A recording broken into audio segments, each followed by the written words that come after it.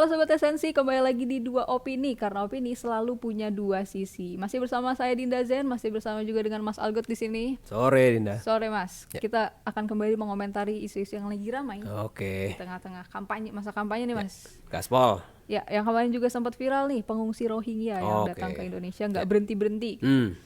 Sampai Desember lalu nih masih jumlah pengungsi Rohingya sudah mencapai 1.478 orang gitu. Dan Menko Polhukam Mahfud MD ini sudah ditugaskan nih sama Presiden Joko Widodo. Tapi nyatanya dia bilang kita ini adalah bangsa yang berperi kemanusiaan. Langsung kita lihat aja lah di artikel pertama nih Mas. Nah ini dia, pengungsi Rohingya terus bertambah di Aceh. Mahfud MD dia nggak mau keluar lagi dari Indonesia. Loh, pernyataannya kayak gitu.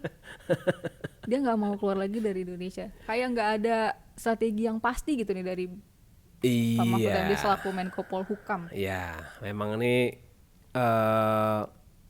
Pak Jokowi udah kasih perintah ya, karena memang ada perpresnya untuk ngurusin pengungsi kayak begini.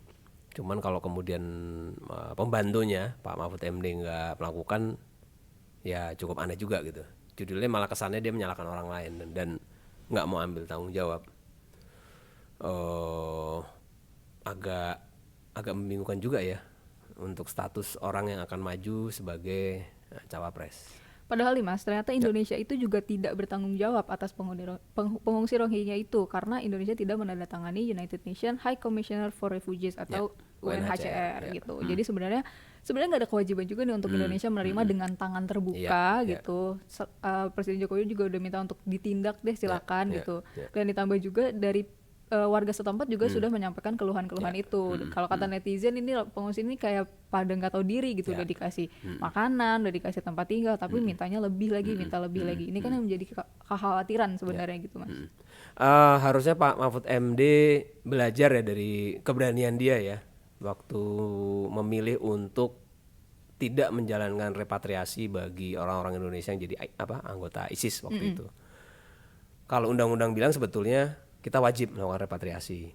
Itu anak-anak kombatan yang ke ISIS sana. Dan bahkan waktu itu Pak Mahfud MD kan sebelumnya menggantikan Pak Wiranto.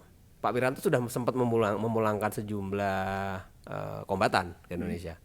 Itu sempat pulang sekeluarga, beberapa keluarga ya. Sempat di pelatihan segala macam dan rilis atau dibebaskan.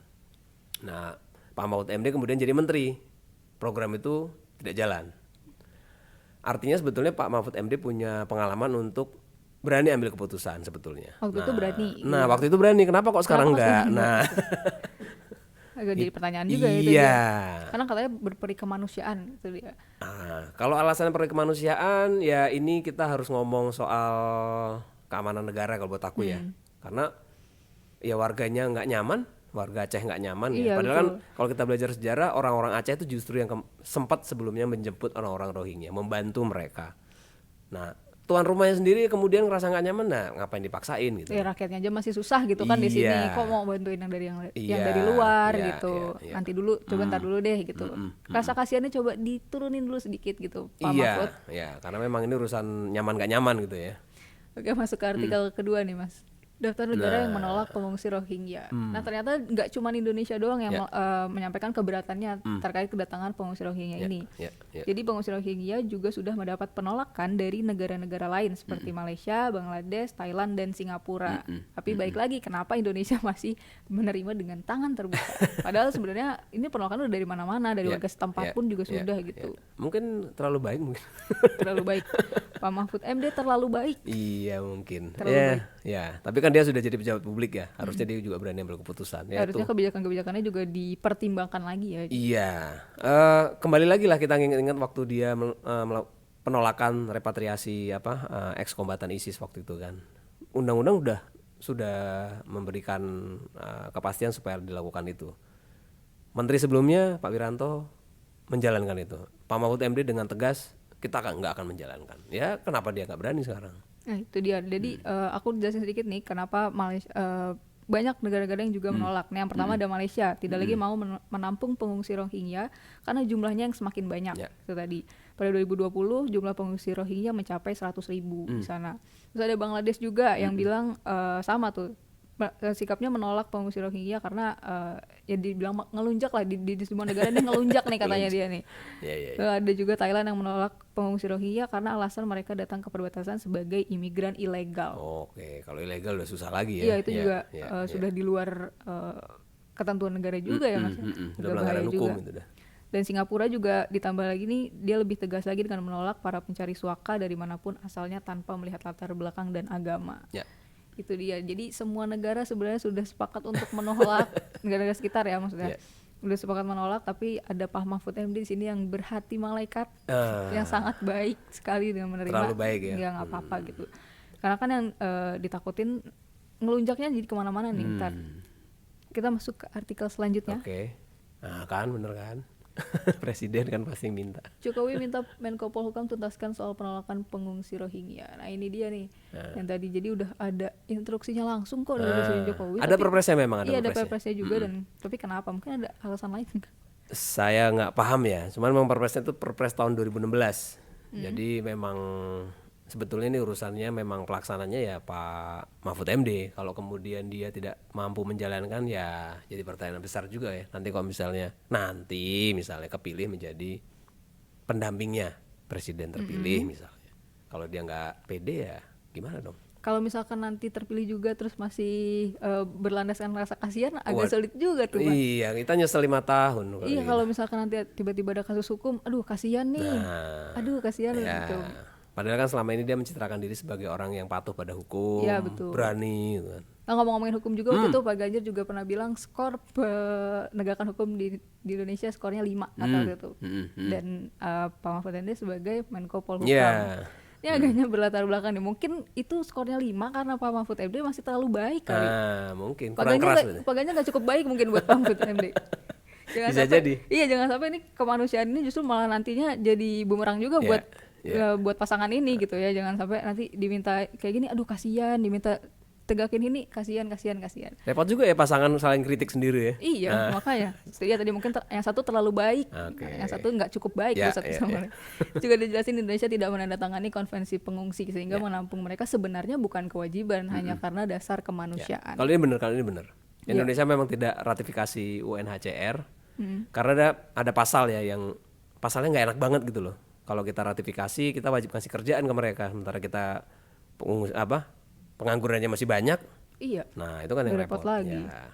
Kecuali dalam hal khusus, dalam kasus misalnya waktu pengungsi Vietnam waktu itu, PBB waktu itu memerintahkan ke kita buka itu Pulau Galang. Nah itu baru. Itu salah. Ya itu tanggung jawab bukan Indonesia lagi, udah dunia itu. Oke, langsung masuk ke artikel selanjutnya. Benarkah UNHCR minta pulau di Indonesia untuk Rohingya? Waduh, tadi baru diomongin ngelunjak, minta nasi, minta rumah, ini minta pulau sekarang. Aduh, agak bahaya juga nih kalau didengar sama Pak Mahfud, terus Pak Mahfud bilang, oke boleh silakan deh, kasihan soalnya repot juga. Aduh. Banyak banget nih rasa kasihan ini, bahaya juga. Ada kabar yang menyebutkan bahwa UNHCR meminta pulau di Indonesia untuk pengungsi Rohingya. Itu dia tadi yang ini juga jadi pertanyaan nih, apakah benar akan dikasih ataukah sebenarnya seperti apa sih strateginya Pak Mahfud MD ini, ditunggu-tunggu juga nih karena seperti nggak tegas gitu. Ya, ini nggak tegas karena dia kan menteri koordinator ya. Harusnya memang dia lebih tegas, bisa ngomong ke kementerian-kementerian yang di bawah koordinasinya dia. Kalau sampai dia sebagai menteri koordinasi alias orang yang ada di pusat simpul, dia nggak tegas. Masih dalam lingkupnya aja nggak bisa tegas gitu. Gimana? Kalau misalkan nanti dia lebih tinggi lagi gitu kan. Tapi kan mungkin nanti ada pendampingnya, nanti pendampingnya bilang jangan. Itu. Tapi emang Wapres itu kan posisi ban serep sebetulnya. Posisi ban serep gimana tuh maksudnya? Ya undang-undang kita menyatakan demikian. Oh. Jadi dia tinggal nunggu aja apa gimana? Nah itulah makanya namanya juga ban serep ya. Kalau bannya utama nggak bocor ya dia nggak ada tugas sebetulnya. Gak ada tugas, santai-santai aja. Ya makanya itu mungkin lebih ada punya hati nurani gitu. Tapi jangan terlalu diterapkan juga hati nurani. Iya, kan masih menjadi menteri sekarang. Nah gimana tuh Mas Algot kesimpulannya terkait pengungsi Rohingya ini dan juga peran Pak Mahfud MD sebagai Menko Polhukam di masa sekarang? Menteri itu atau pejabat publik itu namanya publik ya, kepentingannya untuk publik. Jadi artinya semua kebijakan itu dimaksudkan untuk kebaikan bagi publik. Tidak semua kebajikan atau tindakan yang dilakukan itu menyenangkan bagi publik ya. Betul. Tapi itu bagi publik secara luas, kebijakan tersebut akan memberikan ya ibaratnya obor lah ya. Nah kalau kemudian sebagai pejabat publik ada keraguan, kasihan ya, judul-judulnya lembek gitu ya. Kebijakannya lembek. Terus kebijakannya hanya nanti bersifat jangka pendek. Nanti dikasih skor rendah lagi. Kalau iya. Kemarin lembek. Berapa kemarin? 5 katanya. 5 ya, bisa jadi 3 ntar. Iya, terlalu lembek. Itu aja udah 5 kan. Ya. Kok kayak kemiskinan Jateng ya? Nggak naik-naik. Dan infrastruktur katanya juga gitu. Iya. Betul. Itu dia tadi Sobat Esensi terkait pengungsi Rohingya itu. Jadi sebenarnya yang diutamakan dan ditekankan sama masyarakat sebenarnya adalah masyarakat dulu lah yang diutamain, jangan yang di luar dulu. Ini dalam negeri aja masih kesusahan nih, apalagi ya untuk daerah-daerah yang memang berkaitan langsung ya kayak di Aceh tadi gitu. Itu pesannya untuk Pak Mahfud MD, tolonglah Pak Mahfud MD jangan terlalu lembek dan jangan terlalu menggunakan hati nuraninya. Itu dia. Sobat Esensi, itu dia tadi opini dari kami berdua mengenai pengungsi Rohingya.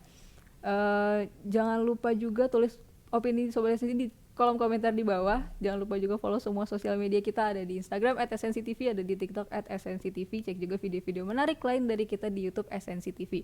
Cek juga episode sebelumnya dari Dua Opini. Sampai ketemu lagi di Dua Opini, karena opini selalu punya dua sisi.